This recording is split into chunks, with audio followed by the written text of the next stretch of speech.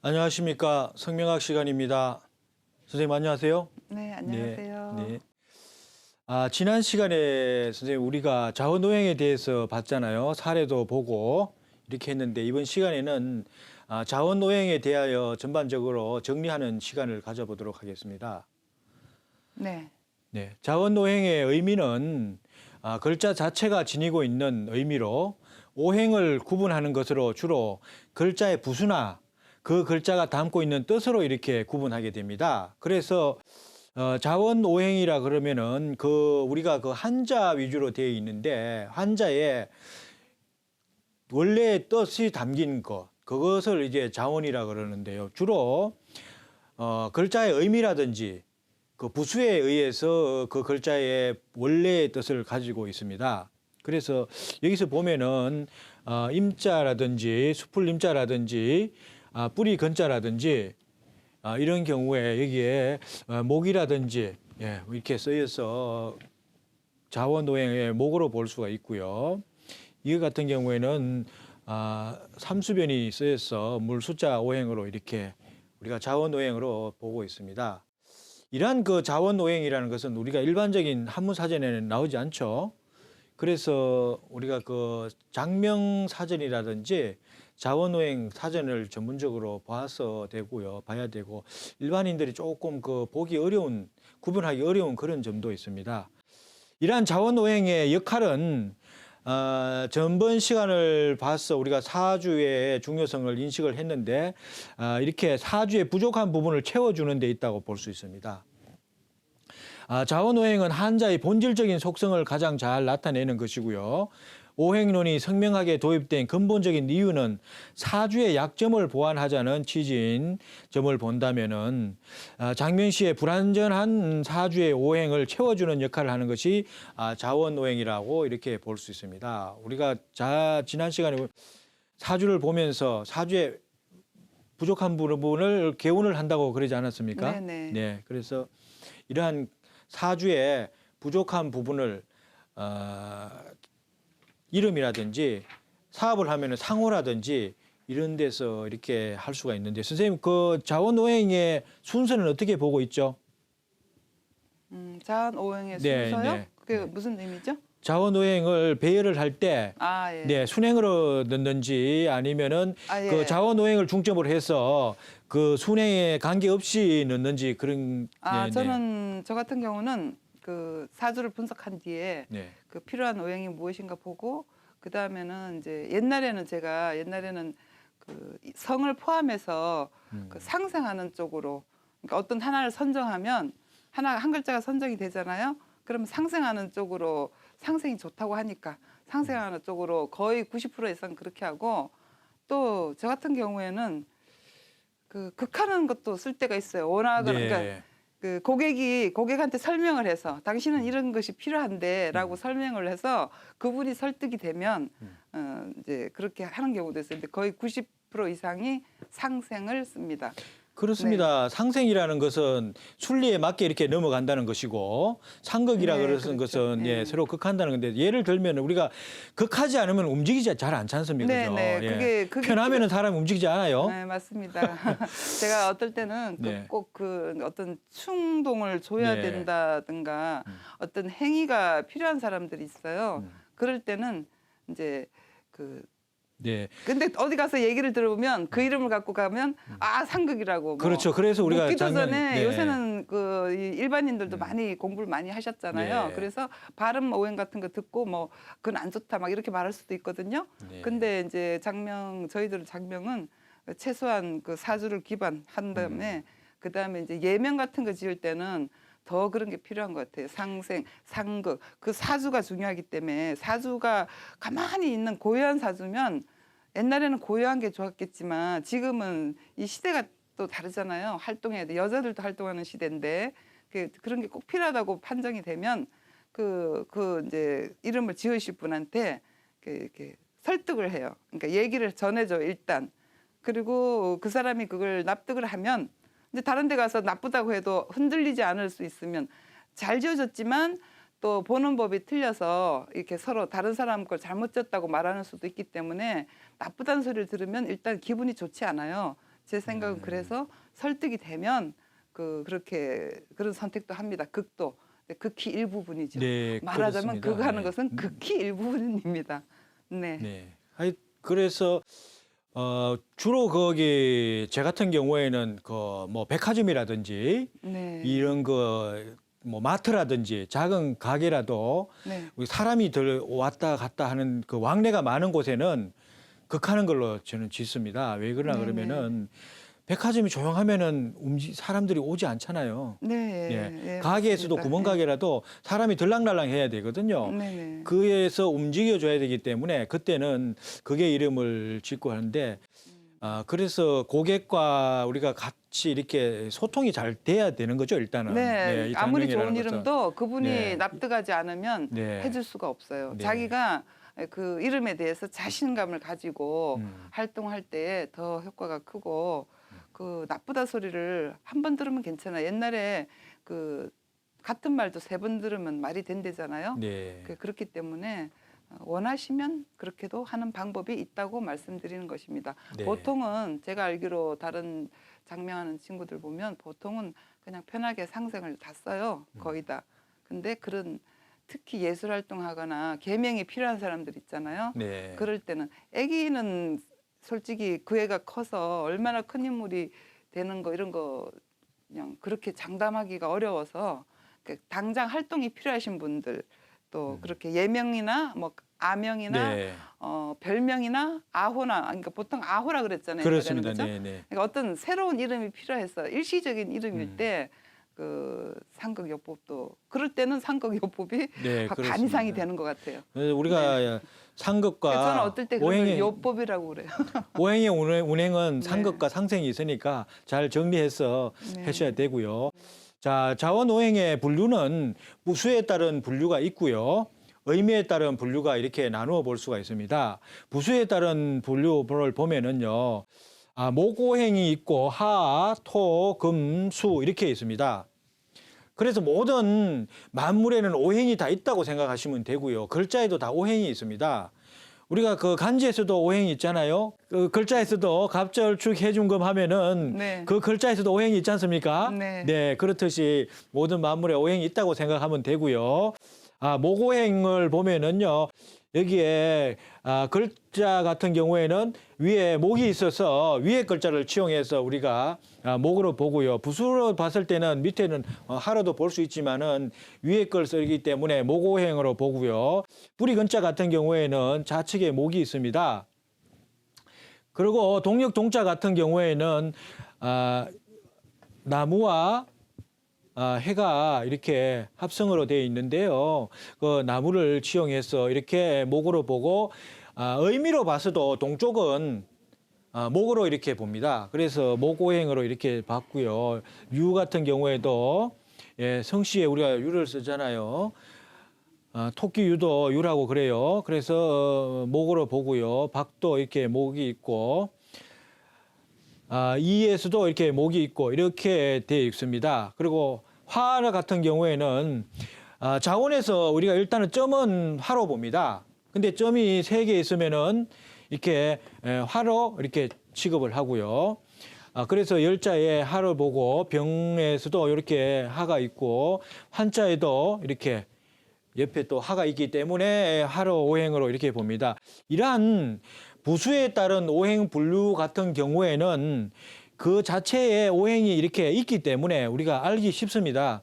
그래서 이게 천 같은 경우에도 이렇게 여기에 수가 있죠. 수가 있고 택도 여기에 삼수변이 있었어요. 이렇게 수로 봅니다. 이렇게 다 감도 그렇고 강도 이렇게 수가 있고요. 그래서 부수에 따른 오행 분류 같은 경우에는 이렇게 분류를 할 수가 있습니다.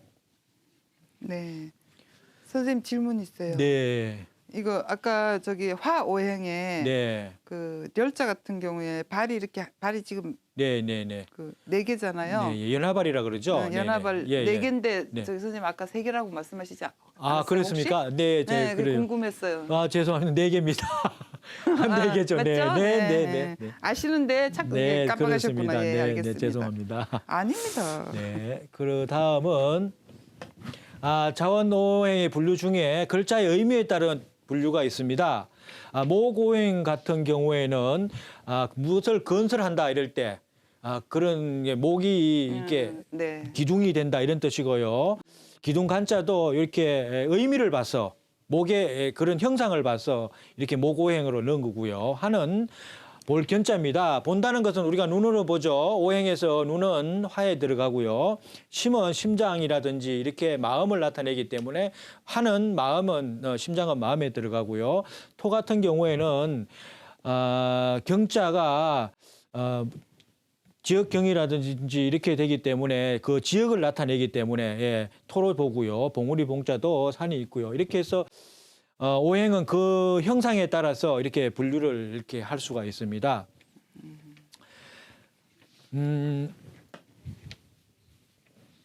이렇게 자원 오행은 배치 관계가 있습니다. 이렇게 배치를 어떻게 하나에 따라서 우리가 장면가에 따라서 조금씩 틀리는데요. 배치를 보면은 발음 오행이 성명 간의 상생 관계를 중요시하고 성명 내에서 오행의 길한 배치로 여기는 반면에 자원 오행은 성명 내에서 배치보다는 얼마나 사주를 보완하고 기운으로 이끌 수 있는 오행인가 하는 것을 더 중히 여긴다고 이렇게 볼 수가 있겠습니다. 소리 발음 같은 경우에는 성에 따라서 기본적으로 이게 성에서부터 이렇게 순행이라든지 이렇게 나가는 거죠. 이게 순행. 네. 여기서 뭐 이게 만약에 박기라 그러면은 수가 되니까요. 수생 목이 들어갈 수도 있고요. 금생 수가 될 수도 있고 같은 수로 이렇게 해서 세 가지 이렇게 성을 중심으로 이렇게 내려와야 되는데 자원 오행 같은 경우에는 우리 선생님 말씀처럼 성을 무시하고라도 명과 자를 이렇게 넣어서 할 수도 있다는 그런 말씀인 것 같습니다. 자, 발음 오행의 경우에는 반드시 성과 명을 연결하여 세 글자의 오행을 모두 산출하여 그 배합을 판단하였으나 자원 오행은 명, 이름자 두 글자의 오행을 산출하여 판단하게 된다. 이렇게 되어 있습니다.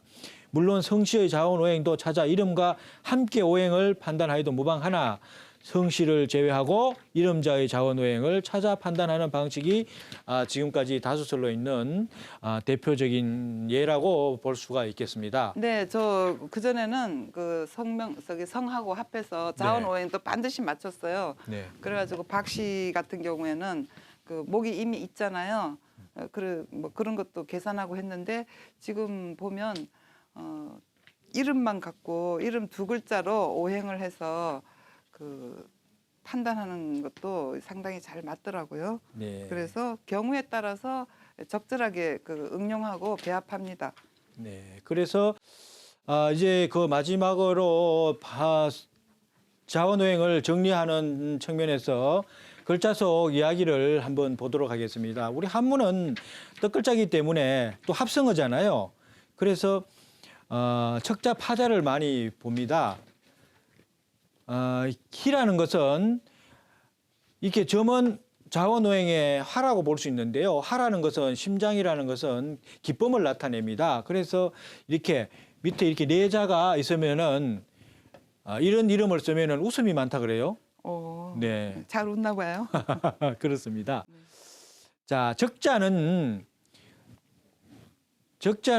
대나무 밭에 와라 21일 날 이렇게 풀이를 할 수가 있어요. 만약에 우리 두 사람이 이렇게 길을 가지 않습니까? 길을 가는데 이제 그 아는 사람이 이제 오면서 쪽지를 하나 떨어뜨렸다 이거예요. 그걸 이렇게 봤더니 이런 적자가 적혀 있었다. 그러면 이 한문을 풀이하는 사람은 이렇게도 볼 수가 있겠죠. 네네. 자, 이게 대나무 죽자가 있죠. 대나무 죽변에. 대나무 죽자에 좌변에 있는 것은 올레가 되고요. 대나무 밭으로 오라. 그래서 이렇게 십자가 두 개 있습니다. 21일 날. 21일에 날일자 있죠. 그 21일 날 만나서 좋은 사이로 연결될 수 있겠죠. 좋을지 안 좋을지는 잘 모르겠습니다. 네. 왜 만나는지 제가 모르기 때문에. 네. 하여튼 이렇게 파자를 할 수가 있고요. 지압이 부자 같은 경우에는 지압이 부자에 이게 토자가 위에 있고 위에 사람 인자가 이렇게 있어요. 밑에. 네. 그래서 사람이 죽었다. 아, 이렇게 이제 풀이하는 거죠. 네. 옛날에 파자 전문도 많이 쳤습니다. 네. 파자 이렇게 둥글게 한문을 모아놓고 그 하나를 지적하는 네, 거죠. 지적하는 거. 그래서 예, 예. 오늘의 운세라든지 네, 이렇게 재밌어요. 예. 재밌게 이렇게 봤죠. 그럴 때선 이게 파자인데요. 예. 네. 그래서 한문은 이렇게 한문 풀이라는 것도 이렇게 파자를 모아서 하면은 또 이렇게 또 잘 또 설명이 돼요. 한자풀이는. 그래서 이렇게 볼 수가 있고 또 재밌어요. 다른 측면에서 보면은 이게 사람 인변에 이렇게 보면 사람인인데 이게 두 이자잖아요. 그래 두 사람이 이게 연결됐다. 이렇게 해서 두 사람이 이렇게 올라탔다. 이렇게도 이제 볼 수가 있어. 그렇게 또 적자를 많이 봅니다. 이렇게 사람 인자 이렇게 아비 부자를 이렇게 파자를 할 수가 있습니다. 이게 지금 불용 문자로 보면은 동력 동자 있죠. 동력 동자 같은 경우에는 장남에게 쓰는 글자죠. 이런 거는. 네. 근데 만약에 차남이 쓰면은 어떻게 되느냐? 차남이 쓰면 나무로 불을 가려 목화통명이 되지 않는다. 형을 극해서 형이 공부를 못한다. 이렇게 하면은 동력 동자가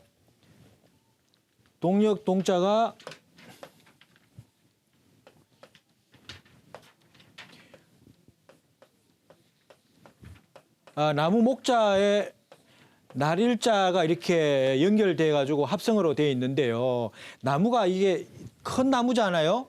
큰 나무니까 해가 이 나무에 가렸다는 거예요.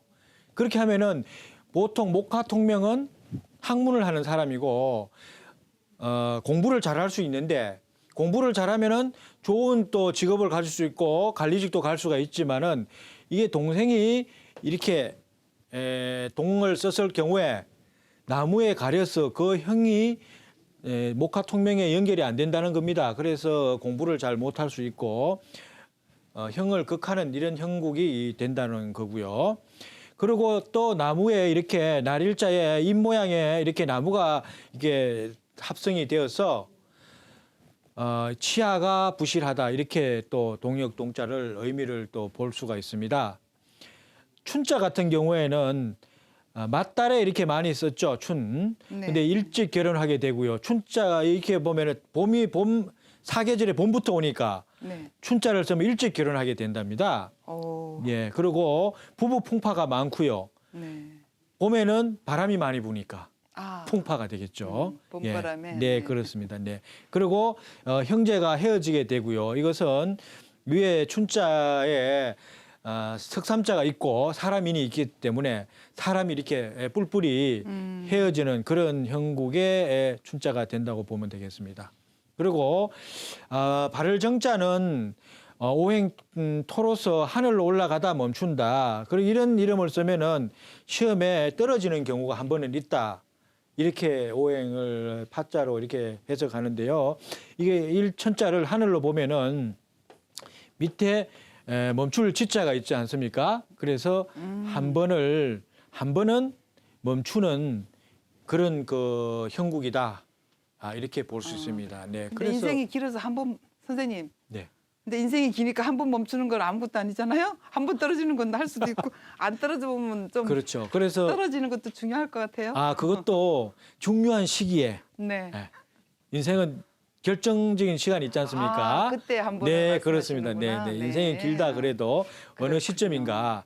그래서 우리가 인생이라는 거는 시간과 공간에서 살지 않습니까? 그래서 제가 선생님한테 전화를 해서 오늘 그 YCN 유림에서 만납시다 이러면은 오늘이란 얘기를 안 하면은 평생 만날 수가 없지 않습니까?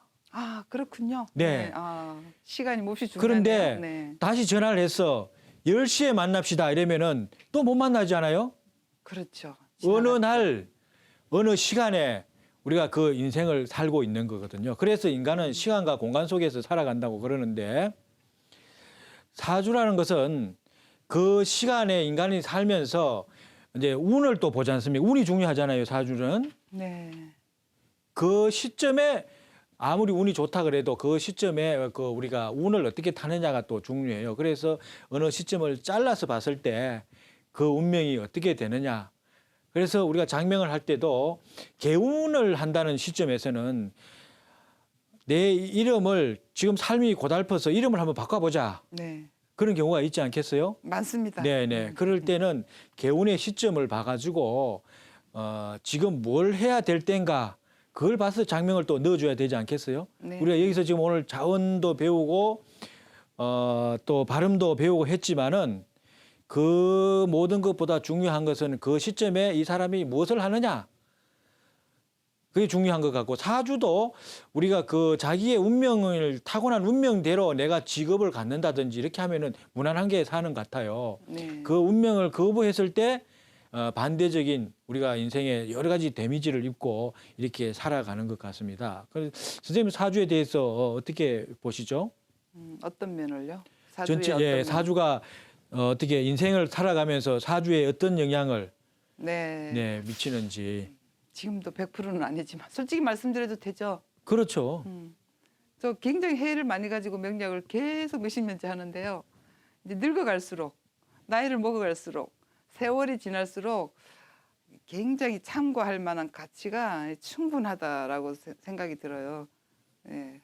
그래서 네, 우리가 사주가 절대 무시할 수 없는 참고하기에 충분한 가치가 있는 그런 사주하기 그렇다고 생각합니다. 이 시간이 지날수록 좀 더 그쪽으로 기울게 되는 것 같아요. 항상 회의를 많이 하는데 그래도 그쪽으로 자꾸 기울게 돼요.